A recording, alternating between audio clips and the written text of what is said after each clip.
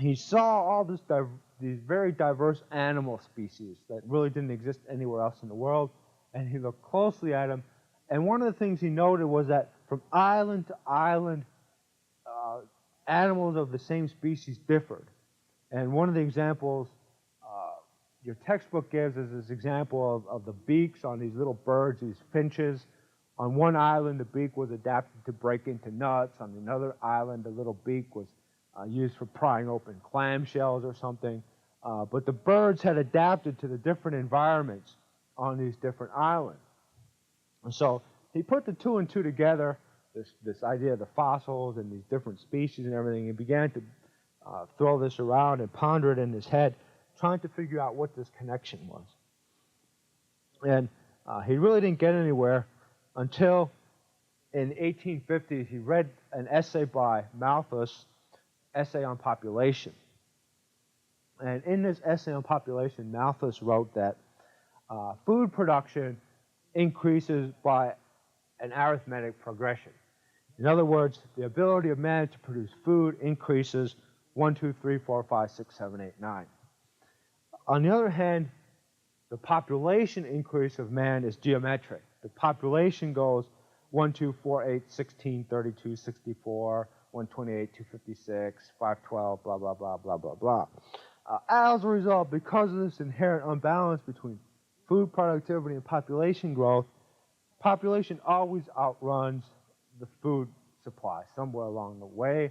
And at that point, man experiences famines, disasters, and everything. It cuts down the population until it's back in accord with the food supply. Well, Darwin asked the key question is, well, when you have this struggle over food supply and everything, why do some survive and why don't some not survive? Or why do some survive and others don't survive and everything? And he presented his answer in 1859 in his famous book On the Origins of the Species. And his answer was the so-called struggle for existence. Darwin postulated that all animals, including man, all animals and plants produce more offspring than survive. They always have, thousands of little turtles being produced, but only 2 or 3 turtles survive. As a result, these 1,000 little turtles are struggling for food, trying to survive. If they were all identical, Darwin says, they would all die. If every one of those little turtles was the exact same copy of the other, they would all die. So since they don't all die, there has to be little differences between them that allow some to survive, that allow the survival of the fittest, that allow the ones with the best adaptation to survive. The little turtle may have bigger teeth or longer neck or sharper claws or something, or a harder shell. Whatever it is, something that allows it to survive. Darwin defined this as favorable variations of species would tend to be preserved. In other words, if this turtle had the harder shell, over time, it's most likely that would be preserved, the harder shell. In other words, the survival of the fittest is what it is. Over time, evolution takes place. Evolution, a process of the culmination of these little changes over centuries, over generations, over thousands of generations, until that harder shell becomes the new turtle species and everything. Thus, what Darwin is saying is that environment, nature, is what selects species, or what creates species, because the species adapt to the environment, and that adaptation takes place as a result of minor variations in offspring that occur over a process of thousands of generations and everything. And Darwin took this idea of evolution and in 1871 wrote his other famous book on the descent of man. And in that, Darwin applied this concept of evolution to the origins of man, that man had evolved by evolution from some possible common ancestor somewhere, uh, and that it was also possibly a common ancestor of present-day apes and everything. Now, this evolution idea immediately got Darwin in hot water with churches, both the Catholic and Protestant churches for the most part. But eventually, most churches uh, implemented or somehow got it into their own church doctrines. For example, with the idea of the creation, that God created the world in 6 days according to Genesis, or whatever, many churches reinterpret that as saying, well, 6 days, a day may not be 24 hours, it may be a couple million years or something. So in other words, a lot of churches proved adaptable and implemented Darwin's idea of evolution. Excuse me. Some didn't, and the controversy continues and everything.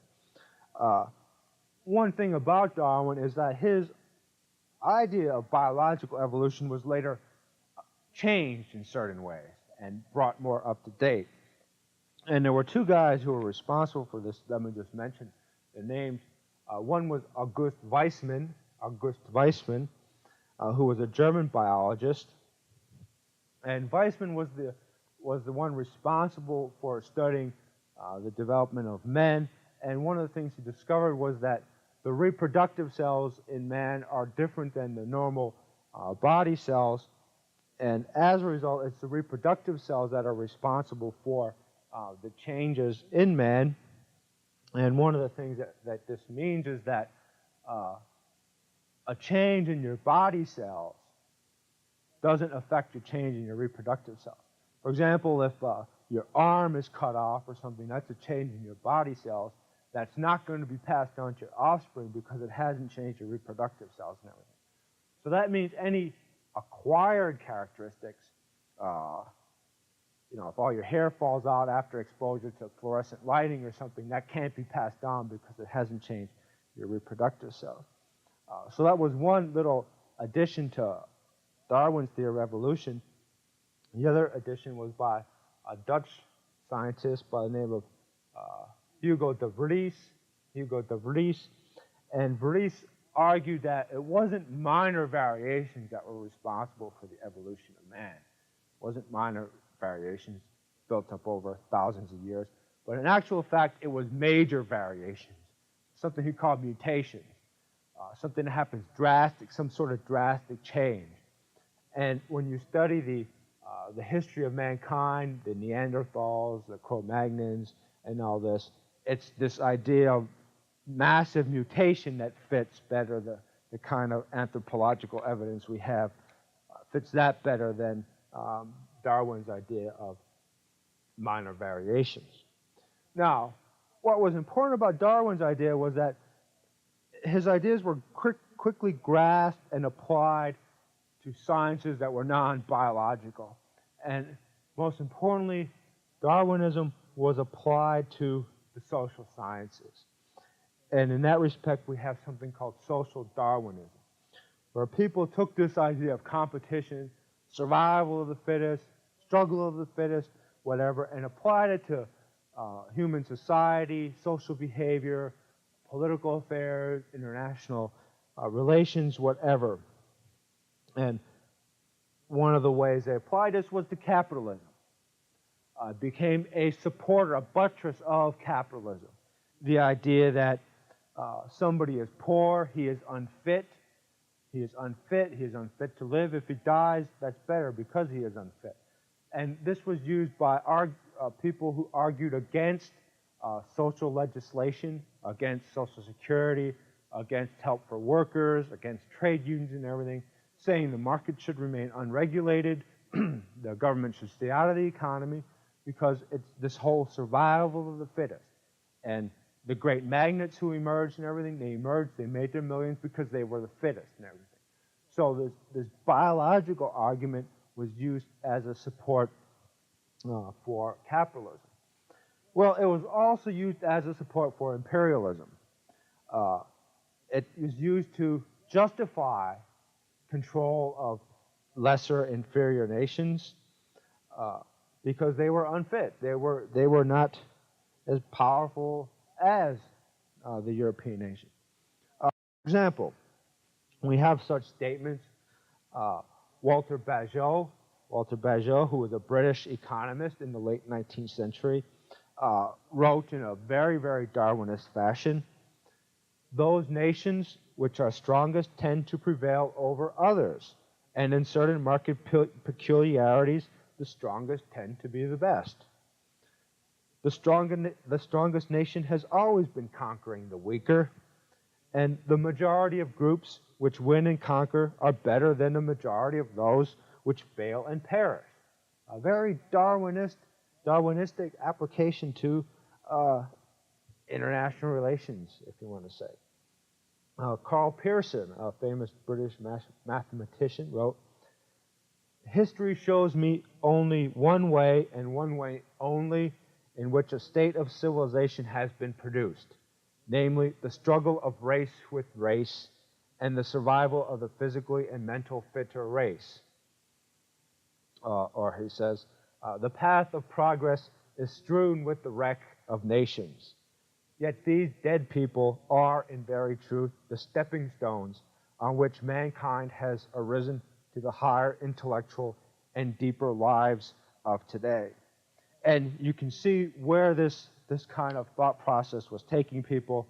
It was taking these guys right to racism, right to the belief that there were inherent features or characteristics that made the white Europeans inherently superior than other cultures or other people.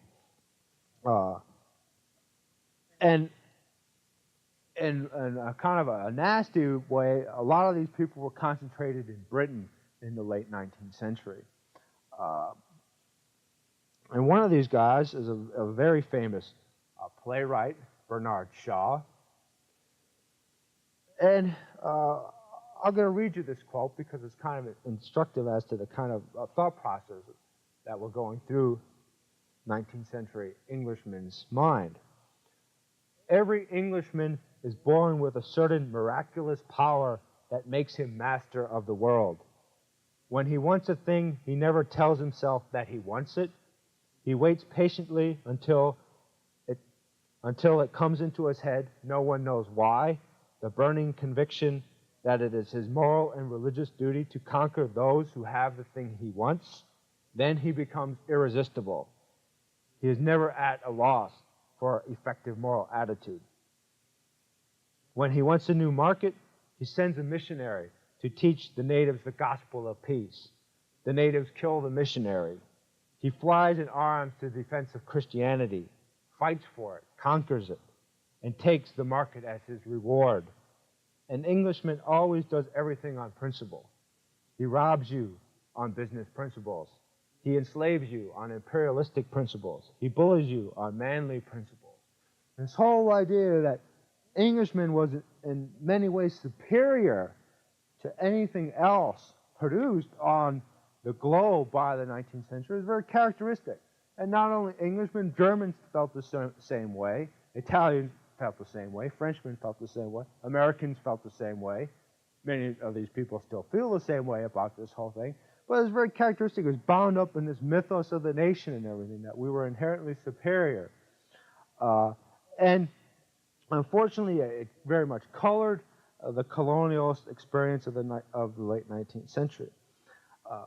One of the big individuals involved here was a man by the name of Cecil Rhodes, who was an Englishman educated at Oxford in the 19th century.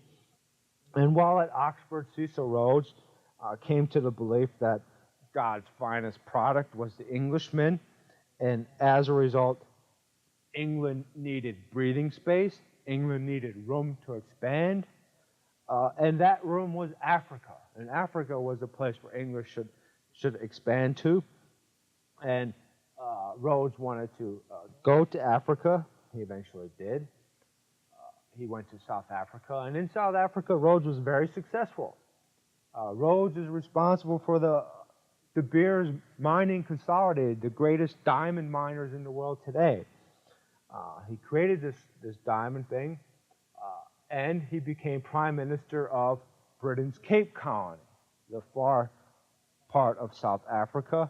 And from that position in South Africa, Rhodes began to expand English influence. And it was Rhodes, really, who was responsible for creating present-day South Africa, the extent-wise.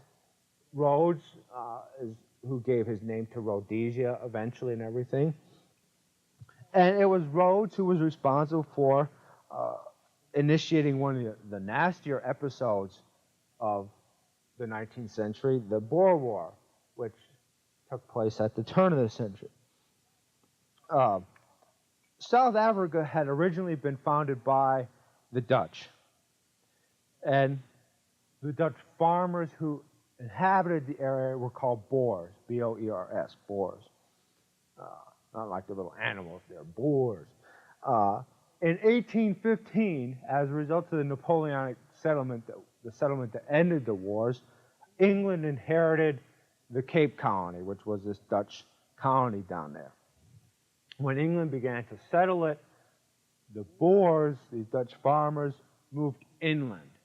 They went on this very long trek northwards, and they set up these two independent states. One was called the Transvaal, the other was called the Orange Free State, unimportant, but then they moved northwards and everything was fine until diamonds were discovered in the north, and gold also, and that was fine, but the Dutch didn't want the British in their territory. They wanted the gold, they wanted the diamonds and everything, but the British wanted that too.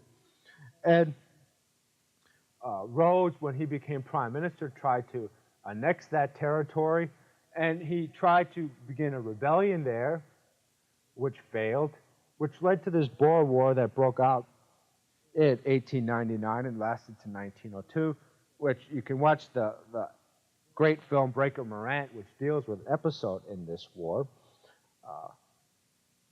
Almost 3 years of bitter warfare between the Dutch and British ended with the Dutch losing, the British winning, and eventually South Africa being concerned. What was significant about this fact was that Boers and British were fighting each other. Nobody cared a damn about the Afrikaners who inhabited the area. These were kind of the pawns in the game that were going to the victors. And so the Europeans were battling for control of this area, its natural resources and everything, with no consideration whatsoever of the native Afrikaners and everything.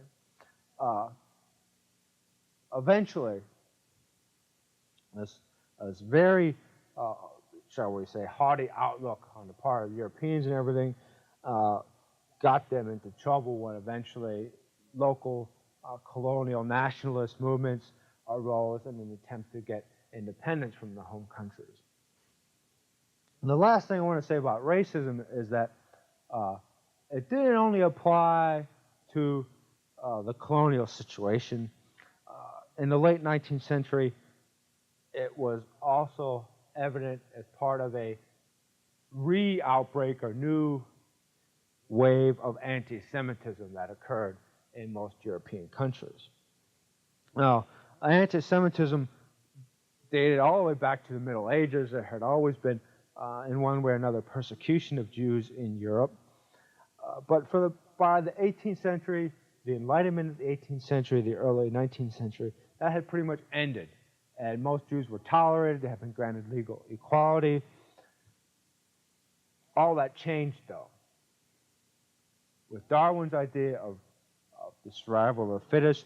That idea was immediately applied to the Jews and everything by a rather obscure Frenchman by the name of Arthur de Gobineau, I don't know how to say this, Gobineau, who wrote this essay on inequality of human races at the end of the 1850s.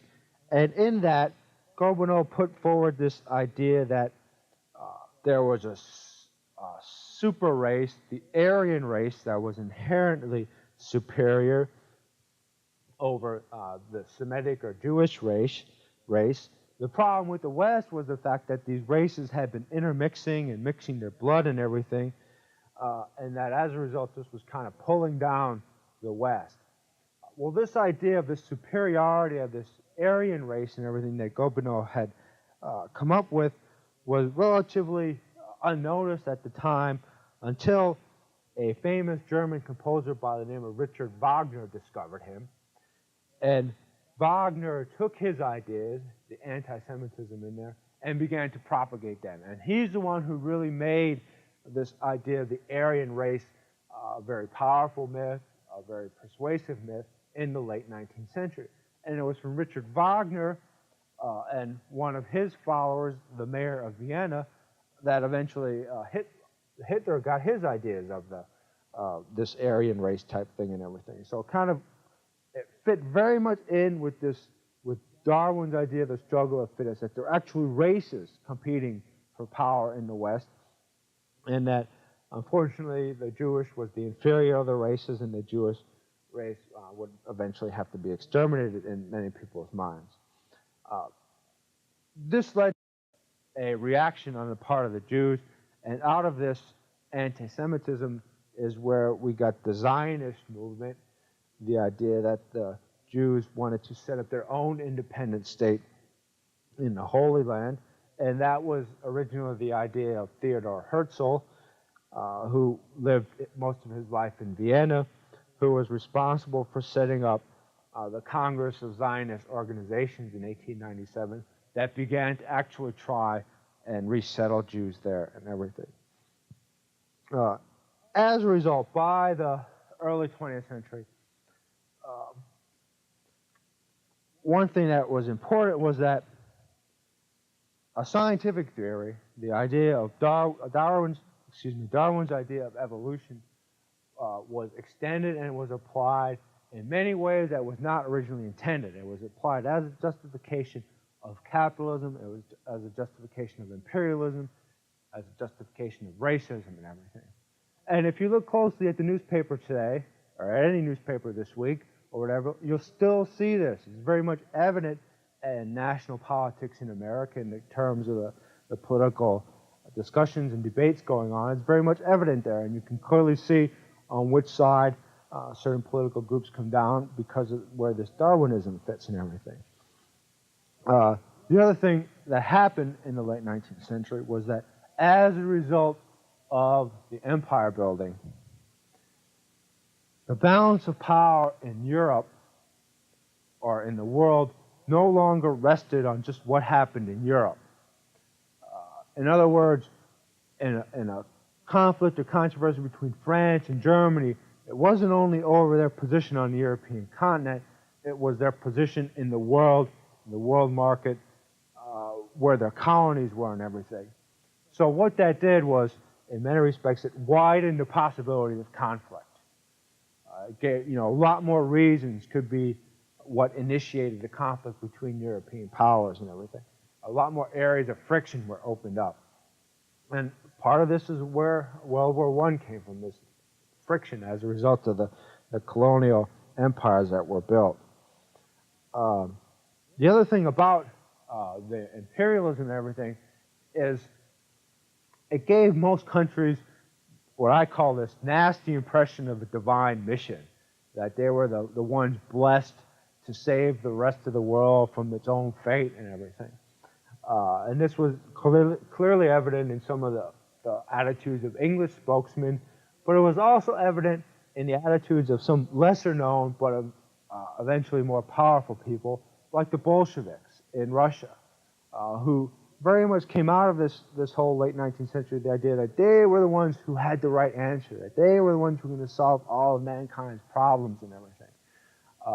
And when you started getting these kind of groups appear who said that they have all the answers and everything, that boded ill for the immediate future of the West, because of the authoritarian and possible totalitarian tendencies inherent in this, that they're going to tell everybody what needs to be done. The other thing I want to mention is that, in a way, empire building is also very much a characteristic of the West. If you go all the way back to the ancient world, one after another, all these successive rise and falls in Western Civ built their own empires. The Mesopotamian, Babylonian Empire, Egypt had an empire at one time. The Greeks built their empires in a way, the Romans. Everybody's trying to build empires. And I don't know why they do this and everything. This could be something that you guys can ponder for a while to figure out, like, why the empire building is there. The last thing, well, maybe the second last thing, is that the ideas of the social Darwinists, the racism and the imperialism and everything, these ideas were in fundamental contradiction with the ideas of the Enlightenment. And if you think back to the Enlightenment, the bottom line statement on which all philosophers probably would have agreed was that man is inherently equal. And this stemmed from Locke's view of the tabula rasa, that we're all born as blank slates. We're all equal at birth and everything. Well, the social Darwinists are saying we're fundamentally unequal. That some of us are inherently better than others, some of us racially are better than others and everything. So in a way, the Darwinism and everything that was applied in the late 19th century to the social world was in complete contradiction to everything that the Enlightenment had stood for. And if you want to look in more practical terms, everything that was written down in the American Constitution about equality and everything was contradicted by this later Darwinism and everything. The last thing I want to say, I want to mention with regard to the imperialism and Darwinism is that what was done in the late 19th century is, of course, still with us today and everything. And it's probably one of the tragedies of the West that many Westerners still think in terms of racism and everything. And, you know, if anything you get out of this lecture and everything, I want you to like re-examine it and re-examine your possible views with regards to other cultures and everything. And remember that it can't, you know, a lot of this originated from an incorrect application of Darwinism to something that it was never envisioned and has no business being applied to.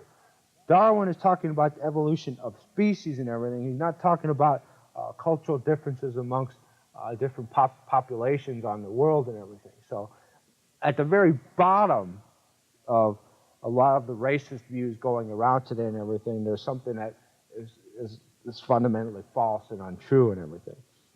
And actually the last thing that's interesting about imperialism is that it's not called colonialism anymore. It's called imperialism. And I don't know why they changed the terms and everything. Imperialism has much nastier implications and everything, but it's still colonialism. Why did they suddenly change it around and everything?